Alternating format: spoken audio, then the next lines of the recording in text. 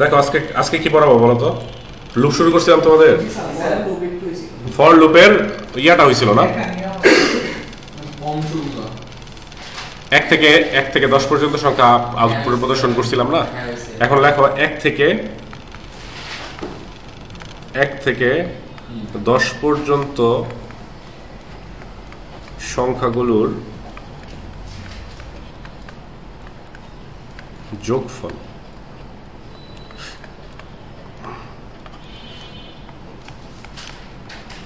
আউটপুটে যোগফল নির্ণয় করার সি প্রোগ্রাম। যোগফল নির্ণয় করার সি প্রোগ্রাম।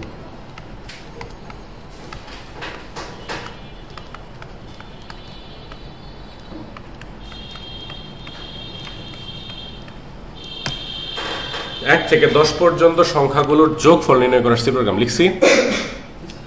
আচ্ছা, এখন তোমার প্রশ্নটা এইভাবে থাকবে না, প্রশ্নটা থাকবে একটা ধারা আকারে দিবে তুমি প্রশ্ন, ঠিক আছে? যেমন হচ্ছে ধরো 1 + 2 + 3 + ... +10, এইভাবে একটা ধারা আকারে দিবে। তো এই ধারা দেওয়ার পরে তুমি কি করবা, একটা ছোট করে রাফ করে ফেলবা যে এখানে আমার তো লুপ, এই 1 2 3 যে সংখ্যাগুলো এগুলো আমার কি কিন্তু কে দিবে, লুপ দিবে, লুপের আই দিবে। ওই যে আই প্রতিনিয়ত চেঞ্জ হইতেছে। এখন তাহলে আই এর ইনিশিয়াল ভ্যালু কত, অর্থাৎ ধারার প্রথম পদ চিন্তা করতে পারো তোমরা এইভাবে, i = 1।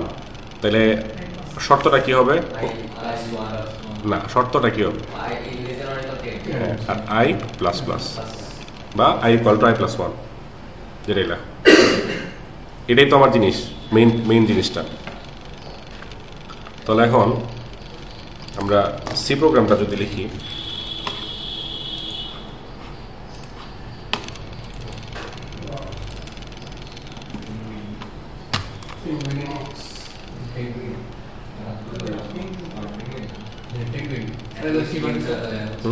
জানি না এটা কোথেকে আসছে কে জানে, অটো দেওয়া মনে হয়।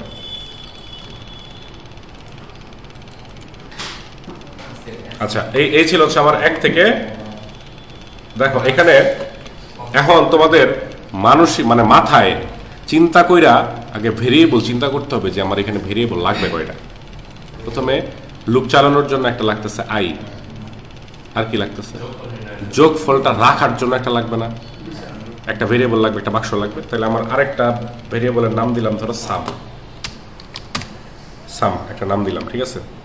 আচ্ছা, তাহলে এখানে i = 1, i <= কি হবে, 10। আচ্ছা, এখন দেখো লুপের ভিতরে আমরা কি করব, আমার টার্গেটটা হচ্ছে বা আমার থিমটা হচ্ছে এরকম যে সামের একটা ইনিশিয়াল ভ্যালু থাকবে। সাম = কি থাকলো, সামের মধ্যে একটা সাম নামক যে বাক্সটা আছে, একটা ইনিশিয়াল ভ্যালু কত রাখলাম আমি, 0 রাখলাম। এখন যখনই লুপের ভিতরে ঢুকবে, আই তো প্রতিনিয়ত চেঞ্জ হইতেছে না, তাহলে প্রথমে কি হবে, 0-এর সাথে যোগ হবে আই এর মান কত, 1।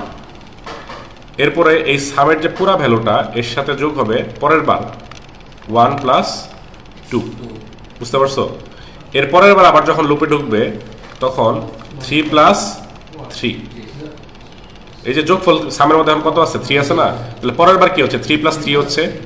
এগুলো তো আয়ের মানে যে 1 2 3 এগুলো তো আয়ের ভ্যালু। তারপরের বার যখন আয়ের মান চেঞ্জ হবে তখন কি হবে, 6 + 4। এর পরের বার কি হবে, 10 + 5। এর পরের বার কি হবে, 15 + 6, ডটটা এইভাবে চলতে থাকবে, বুঝতে পারছো? তাহলে এই লুপের ভিতরে আমি কি লিখবো, লুপের ভিতরে লিখবো হচ্ছে সাম = সাম প্লাস আই। আচ্ছা, এরপরে আমি যখন বিশ্লেষণ করবো তখন আরো ক্লিয়ার বুঝতে পারবা। আর এখানে লিখবো সাম = 0। আমরা প্রথমে 10-এর জায়গায় 5 দিয়ে চিন্তা করি, তাহলে আমাদের বুঝতে সুবিধা হবে। আমরা তো সেম 10-এর জন্য যা হবে 5-এর জন্য তাই হবে, ঠিক আছে? এখন আমরা রান করি, রান করলে আগে দেখো আউটপুট আসতেছে কি, আউটপুট কিছুই আসতেছে না। কেন কিছু আসতেছে না আউটপুট, প্রিন্টএফ তো দেই নেই, প্রিন্টএফ না দিলে আউটপুট আসবে, কারণ প্রিন্টএফ লিখবো কোথায়, লুপের বাইরে, মানে লুপের ভিতরে যোগ টোগ হয়ে থাকবে, আর লুপের বাইরে আমি কি করবো, যোগফলটা আউটপুটে শো করে দিব। তাহলে %d, সাম। তাহলে আমি রান করি, 15 হচ্ছে আমার আউটপুট। এখন 15টা আমরা একটু বিশ্লেষণ করে দেখো। তাহলে আমরা এই লাইনে যখন আসি তখন আই নামে একটা বাক্স তৈরি হইলো, সাম নামে একটা বাক্স তৈরি হইলো। এই লাইনে যখন আসছে সামের মধ্যে কত ঢুকলো? 0। এরপরে আমরা ফরের ভিতরে আসলাম, ফরে আয়ের মান কত? 1, তাহলে আয়ের মধ্যে ইনিশিয়ালি 1, কন্ডিশন চেক করলো, কন্ডিশন কি আছে? সত্য। এরপরে লুপের ভিতরে ঢুকলো, লুপের ভিতরে পাইলো হচ্ছে সাম equal to sum plus I, তাই তো? তাহলে সাম equal to sum plus I মানে কত? আয়ের সামের মান হচ্ছে 0 প্লাস আয়ের মান হচ্ছে 1, তাহলে সামের ভ্যালু রিপ্লেস হয়ে 0-র পরিবর্তে এখন কি হয়ে যাবে? 1 হয়ে যাবে, 1 হয়ে গেল। ওকে, এখান থেকে আসলো আবার এখানে আয়ের মান পরিবর্তন হয়ে কত হইলো? 2। কন্ডিশন চেক করলো, কন্ডিশন কি ঠিক আছে না? আচ্ছা, আবার ভিতরে ঢুকলো, আবার পাইলো সাম equal to sum plus I. এইবার আবার কি? এইবার আবার কি? সামের মান 1 আর আয়ের মান কত? 2, তাহলে সামের ভ্যালু রিপ্লেস হয়ে কত হয়ে গেল? 3। বুঝতে পারছি? আবার এখানে আসলো, আয়ের মান চেঞ্জ হয়ে গেল 3। কন্ডিশন ঠিক আছে, ভিতরে আসলো, ভিতরে আসার পরে সামের মান কত? সামের মান হচ্ছে 3 আর আয়ের মান হচ্ছে 3, তাহলে সামের বর্তমান ভ্যালু কত? 6। আবার এখানে আসলো, আয়ের মান কত? 4। কন্ডিশন ঠিক আছে, এখানে আসলো, তাহলে সামের মান হচ্ছে 6 আর আয়ের মান হচ্ছে 4, তাহলে সামের মান রিপ্লেস হয়ে কত হয়ে যাবে? 10 হয়ে যাবে। এরপর হইলো আয়ের মান, এখানে এসে আয়ের মান হইলো কত? 5। 5 এর জন্য কি কন্ডিশন ঠিক আছে? আবার ভিতরে ঢুকলো, তাহলে সামের মান কি হবে? 10 প্লাস 5 সমান কত হবে? 15। এখানে আসলো, আয়ের মান কত হইলো? 6। কন্ডিশন ঠিক আছে? ঠিক নাই। এখান থেকে বের হয়ে চলে আসবে প্রিন্টএফ, প্রিন্টএফে সামের মানটা আউটপুটে পাঠিয়ে দিচ্ছে, শেষ। কিভাবে কাজ করছে বুঝতে পারছি? কিভাবে কাজ করছে বুঝতে পারছি? তাহলে যদি 10-এর 10 পর্যন্ত বলে, তাহলে জাস্ট আমার কি হবে? এই জায়গাটা চেঞ্জ হয়ে কত হয়ে যাবে?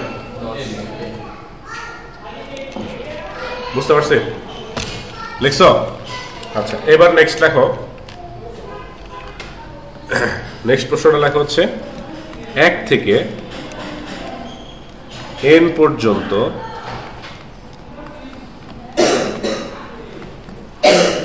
সংখ্যার যোগফল নির্ণয়ের সি প্রোগ্রাম।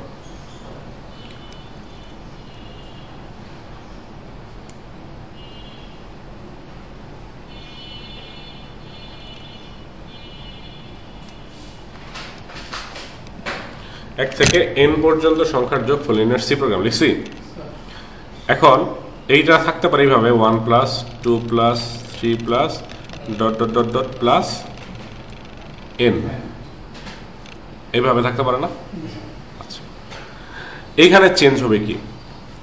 এইখানে এই যে সবসময় কি দেখাচ্ছে 1 থেকে 10 পর্যন্ত সংখ্যার যোগফল, কিন্তু এই প্রশ্নটা বলতেছে যে কত পর্যন্ত সংখ্যার যোগফল সেটা নির্দিষ্ট না, সেটা ইনপুটের মাধ্যমে বলে দিতে হবে। আমি যদি ইনপুটে লিখি 20, তাহলে 1 থেকে 20-এর যোগফল দেখাবে। ইনপুটে যদি বলে 100, তাহলে 1 থেকে 100-এর যোগফল দেখাবে। ইনপুটে 1000 বললে 1 থেকে 1000-এর যোগফল দেখাবে। বুঝতে পারছো? তাহলে আমার একটা নতুন ভেরিয়েবল নিতে হবে, সেটার নাম কি দিলাম আমি? n। লেখো তোমরা n। আর n এর মানটা কি করতে হবে? ইনপুট নেওয়া লাগবে না? তাহলে এখানে n এর মানটা আমরা ইনপুট নিব, তাহলে scanf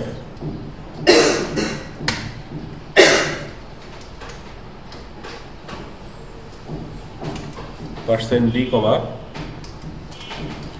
n।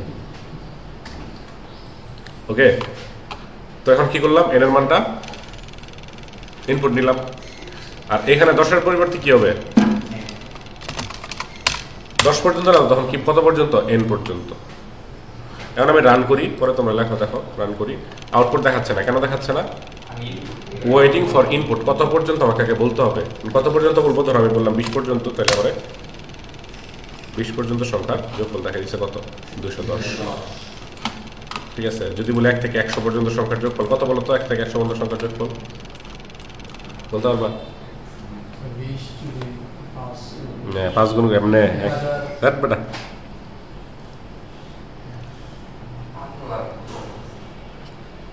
4055 মনে হয়, 4055, জানি না, দেখি কত। 50 50 5050 5050 আর 1 থেকে 10 পর্যন্ত সংখ্যার যোগফল কত বলো তো? 55 55 অঙ্কটা কি কেমনে করে?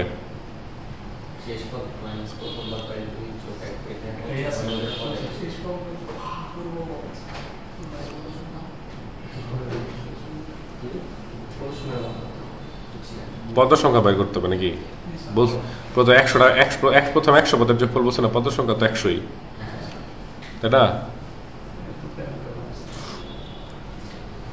এই যে খুব সম্ভবত আমার যদি মনে পড়ে এটা সূত্র, এই n/2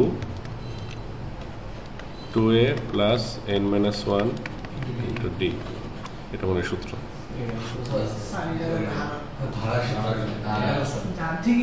এটাই তো ধারণা 1 থেকে 100 পর্যন্ত। এদিকে কত 50, এটা প্রথম পদ কি 2 প্লাস 49 ইন্টু 1, তাহলে 49 2 কত 51 ইন্টু 50, তাহলে 50 একে 50, 50 একে 50 200 50 50 হ্যাঁ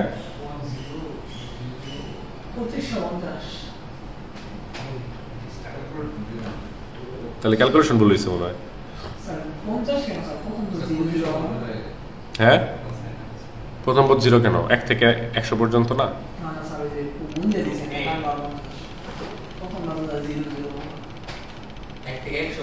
ও আচ্ছা আচ্ছা, না না আমি এই যে 50 ধরছি, 50 একে 50 আর 5 50 2500 250 0 5 5 2, আমার তো 2550 হয় আমার সূত্রে। সূত্র বলেছে, সূত্র এটাই, তাহলে আমার গিয়ে ধারা লিখতে বলেছে এন তো মাপ, যাই হোক এটা তো পদের অঙ্ক মাত্র।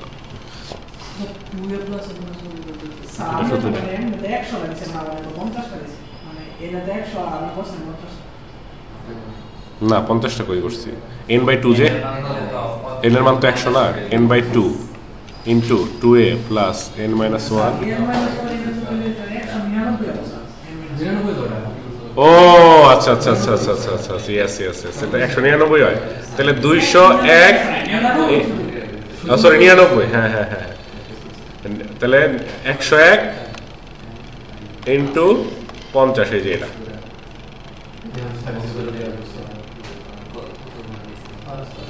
এই যে এবার হয়েছে এটাই সূত্র, বুঝছেন না সূত্র? ঠিক আছে, আচ্ছা লিখছি 1 থেকে n পর্যন্ত লিখছি। এবার আমরা এখন শুধু ফর লুপটা চেঞ্জ করবো, পুরো প্রোগ্রাম লিখবো না, আমরা একটা করে ধারা চেঞ্জ করব আর শুধু ফরের অংশটুকু খাতায় লিখবো, এই যে এই অংশটুকু লিখবো, বাকি সবই সেম থাকবে, যে এতটুকু অংশ লিখবো শুধু। ওকে, ধারা লেখো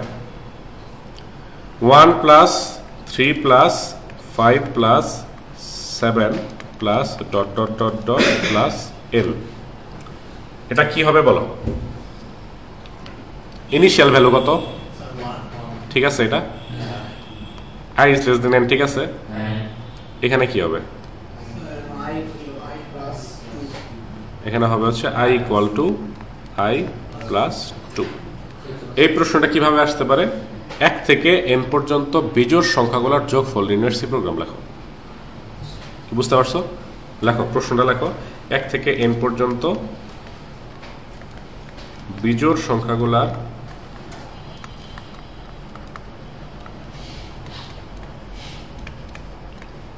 যোগফল নির্ণয়ের সি প্রোগ্রাম।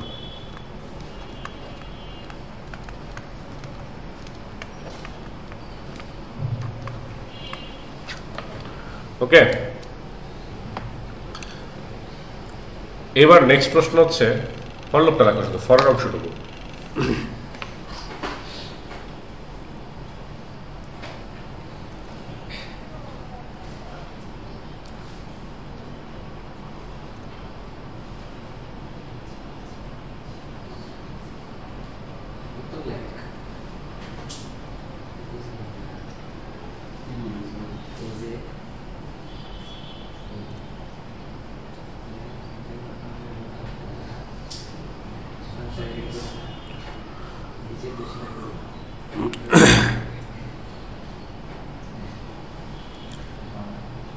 লিখছো? নেক্সট লেখা হচ্ছে 1 থেকে n পর্যন্ত জোড় সংখ্যাগুলোর সি প্রোগ্রাম যদি হয় তাহলে কি ধারাটা 2 + 4 + 6 + ডট ডট ডট n। এখানে কই চেঞ্জ হবে বলো তো? i এর মান জাস্ট এখানে কত হবে? 2 হবে, আর কোনো চেঞ্জ নাই। i এর মান জাস্ট 2 হবে। 1 থেকে n 2 থেকে মানে 1 থেকে n পর্যন্ত জোড় সংখ্যাগুলোর যোগফল ইনার সি প্রোগ্রাম, এখানে i এর মান জাস্ট 2 হবে। খালি ফরের অংশটুকু লেখো।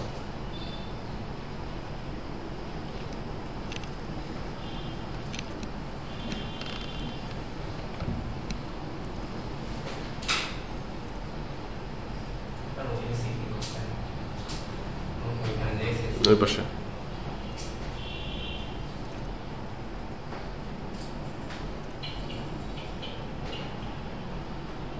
লিখছো? এরপরে নেক্সট লেখো।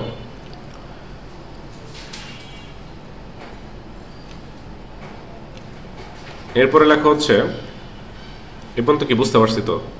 আরেকটা ধারা লেখা, নতুন একটা জিনিস শিখাবো। লেখো যে 1 স্কোয়ার যোগ, আচ্ছা যদি বলে 1 থেকে n পর্যন্ত 5-এর গণিতক গুলোর যোগফল ইনার সি প্রোগ্রাম, তাইলে i ইকুয়াল টু হবে 5, পরে i is less than equal n, পরে i ইকুয়াল টু i + 5। তাহলে যে কোনো সংখ্যার গণিতক বললে পারবো না আমরা? এই 5-এর গণিতক বুঝছো না? i ইকুয়াল টু কত থেকে শুরু হবে? 5 থেকে শুরু হবে, n পর্যন্ত i ইকুয়াল টু i + 5 করো। যে কোনো সংখ্যার গণিতক তাহলে পারবো না। এখন যদি ধারাটা দেয় হচ্ছে এরকম, ধরো বললো যে 3 স্কোয়ার যোগ 6 স্কোয়ার যোগ 9 স্কোয়ার যোগ dot dot dot dot dot যোগ n স্কোয়ার, তাহলে আমার কি হবে?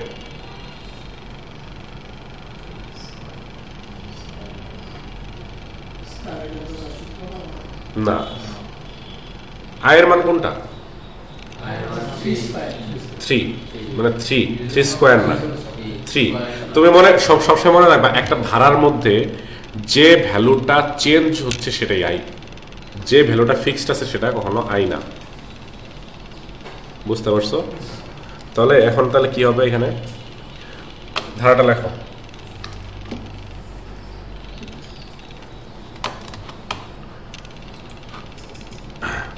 i equal to 3, okay?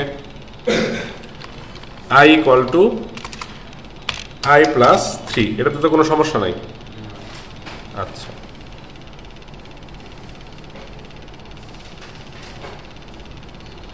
Some equal to sum plus i into i, দেখো তো হয়েছে কিনা? আগে সামের সাথে যোগ হইতো কি শুধু 3, এবার সামের সাথে যোগ হবে কি 3 ইন্টু 3, এরপর আবার 6 ইন্টু 6, এরপর আবার 9 ইন্টু 9, এগুলো যোগ হবে। বুঝতে পারছো জিনিসটা? হ্যাঁ, এটা আমি দেখাচ্ছি। এটা হচ্ছে নর্মাল স্কোয়ারের জন্য আমরা এতটুকু লিখব। এখন প্রশ্নটা যদি স্কোয়ারের জায়গায় এখানে থাকতো হচ্ছে এরকম 3 to the power 4, 6 to the power 4, 9 to the power 4, 10 to the power 4, এরকম যদি থাকতো তাহলে কি করতাম আসলে? i into i into i into i, 4টা i দিলেও হবে, কিন্তু এটা কোনো ভালো নিয়ম না। আমাদের আরেকটা নতুন জিনিস শিখবো আমরা, সেটা হচ্ছে পাও ফাংশন। পাওয়ারের শর্ট ফর্ম পাও।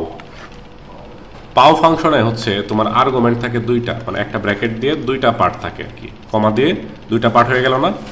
প্রথম পার্টে হচ্ছে যে সংখ্যাটা পাওয়ার নির্ণয় করতে চাচ্ছি, আর দ্বিতীয় পার্টটা হচ্ছে পাওয়ারটা কত, অর্থাৎ 3 স্কোয়ার মানে 3,2, 5 টু দি পাওয়ার 4 মানে 5,4, 10 টু দি পাওয়ার 10 মানে 10,10, 6 টু দি পাওয়ার 8 মানে 6,8। বুঝতে পারছো? মানে এই পাশে হচ্ছে সংখ্যা, এই পাশে হচ্ছে টু দি পাওয়ার। ক্লিয়ার? তো এটা কিভাবে লিখবো তাইলে? পাওয়ার ফাংশন দিয়ে মনে করো আমি লিখতে চাইতেছি 3 টু দি পাওয়ার 4 যোগ 6 টু দি পাওয়ার 4 যোগ 9 টু দি পাওয়ার 4, ঠিক আছে? এটার জন্য আমার এখানে লিখতে হবে পাও 3, কি 4, এইভাবে।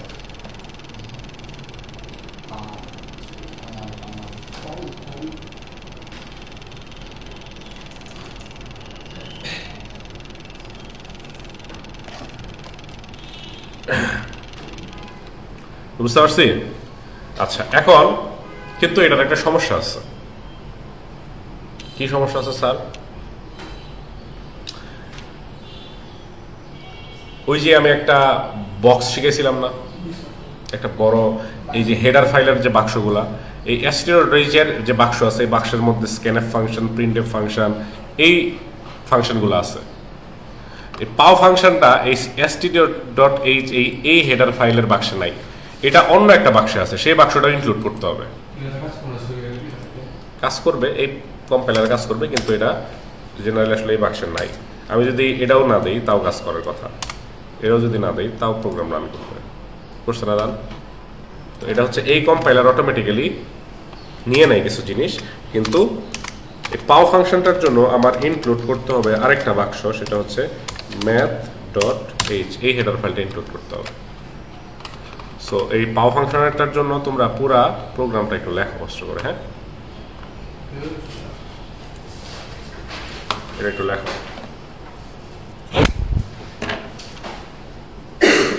পুরা ফাংশনটা লেখো।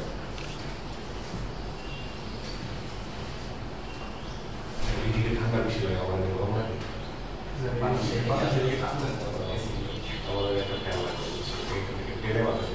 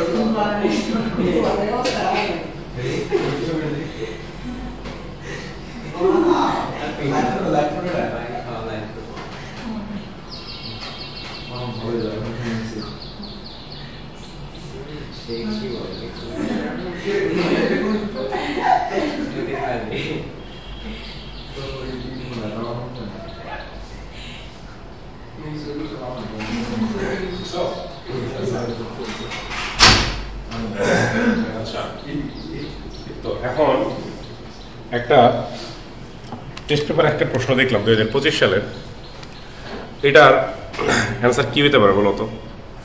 দেখি তোমাদের ব্রেন কেমন কাজ করে। 3 to the power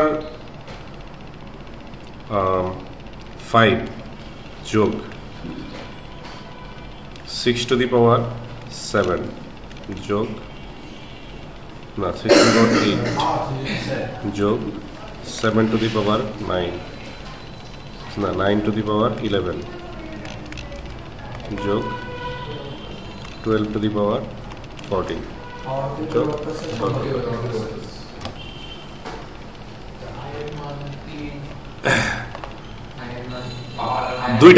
দুইটাই তো চেঞ্জ হইতেছে, তাহলে আই তুমি কোনটা ধরবা? আই কখনো পাওয়ার মানে পাওয়ার ধরা যায় না তা না, পাওয়ার ধরতে পারো তুমি, আই কোনো সমস্যা নেই, কিন্তু ধরে কি কোনো লাভ হচ্ছে কিনা? দুইটাই তো চেঞ্জ হইতেছে। তাহলে এরকম যখন দুইটাই চেঞ্জ হবে, যদি কখনো এরকম আসে, যদি আসার সম্ভাবনা নাই, এটা টেস্ট পরীক্ষায় আসার সম্ভাবনা আছে, তো এরকম যদি কি করা যেতে পারে বলো তো, চিন্তা করো তো। আচ্ছা পাই না 3,4 দিছি কেন আমি? এটা তো ভুল করছে, না না, এটা 3,4 হবে পাগল, এটা তোমরা কি লিখছো? এটা I,4 না? তোমরা তো কেউ কিছু বললো না। সবসময় কি 3,4 নাকি? সবসময় কি 3 to the power 4 যোগ হবে? তাহলে আমি দুইটা ধারাই লিখি। এটা লিখলাম হচ্ছে এইভাবে যে 3 to the power 4 যোগ 6 to the power 4 যোগ 9 to the power 4 যোগ 12 to the power 4 যোগ ডট ডট ডট। এটার জন্য লিখছি আমি I to the power 4। তাহলে এটার জন্য কি লেখা যায়? কারণ এটা হচ্ছে I, তাহলে I to the power I,4। তাহলে এটার জন্য কি হয়? I ধরবা কোনটা সেটা বলো দেখি। মানে 3 কে I ধরবা না, তাহলে এটার I ধরবা, তাহলে এটারে কি ধরা যায়? I প্রাইম আবার কি? এ ধরতে পারবো না, তোমার লুপে তো শুধু I আছে, চেঞ্জ তো হচ্ছে শুধু I। হ্যাঁ, গুড, চিন্তা করো তো, I, I+2 হয় না?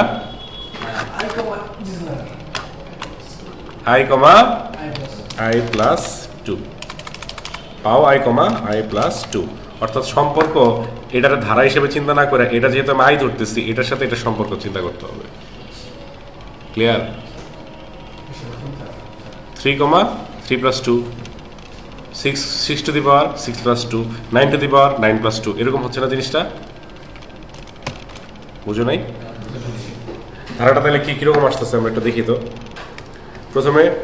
প্রথমে সাম ইকুয়াল টু 0 প্লাস, প্রথমে আসতেছে 0 প্লাস কি 3,5 এরকম না? কারণ I,I+2 মানে 3,5 যোগ এরপরে আসতেছে I মানে হয়ে যেতেছে 6, তাহলে 6 to the power 8, এরপরে I মানে হইতেছে 9, তাহলে 9 to the power 11, এরকমই তো হইতেছে। ক্লিয়ার? এভাবে করতে হবে। তো ধারা মোটামুটি আমাদের শেষ। আমাদের ধারা নিয়ে আরেক ধরনের লাস্ট একটা পরে ধারা শেষই করে দিয়ে আসছে। প্লাস মাইনাস একটা পরে না, ওগুলা ধারাতে এন থাকতে হবে এমন কোনো কথা নেই। লেখো এটা কি হবে, 1 প্লাস 1/2 টু দি পাওয়ার ধরো 4 টু দি পাওয়ার কিউব যোগ 1/6 কিউব যোগ ডট ডট ডট ডট, এরকম হলে কি হবে? 1/2 কিউব যোগ 1/4 কিউব যোগ 1/6 কিউব, এরকম যদি হয় তাহলে কি লেখা যায়? এবার ধারা কোনটা, যে আই কোনটা? 1/2 হাফ না, এটা তো চেঞ্জ না, এটা তো 1ই আছে উপরে, এটাও সেম আছে। এই হচ্ছে আই।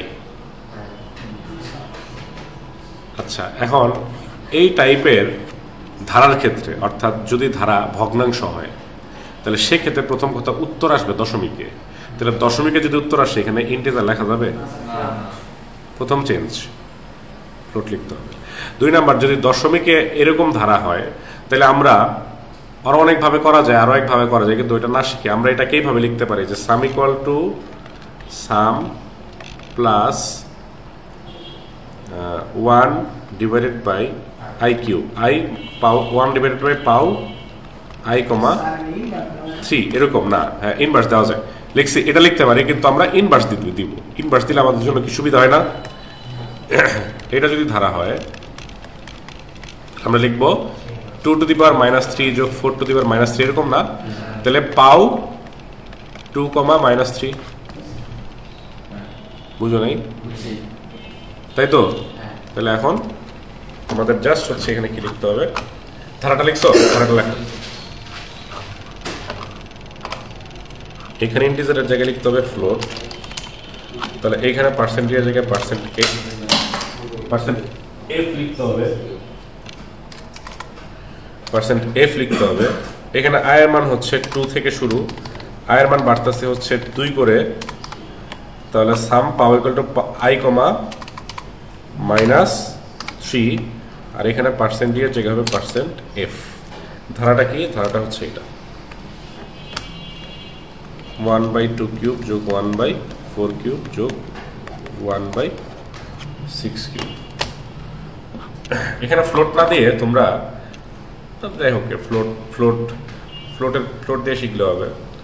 যদি দেখো অনেক বড় বড় সংখ্যা, 2 কিউব 4 কিউব 6 কিউব, অনেক বড় বড় সংখ্যা, ফ্লোটের জায়গায় ডাবল ইউজ করা উচিত।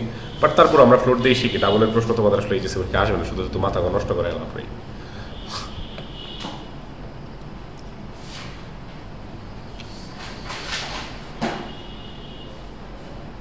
দেখছি পারবো? আচ্ছা, তাহলে এই হচ্ছে মোটামুটি ধারা আমাদের শেষ। আমাদের আর লুপের জন্য একটা ক্লাস লাগবে, 2টা 3টা, তোমাদের আর 3টা থেকে 4টা ক্লাসে শেষ হয়ে যাবে আশা করি।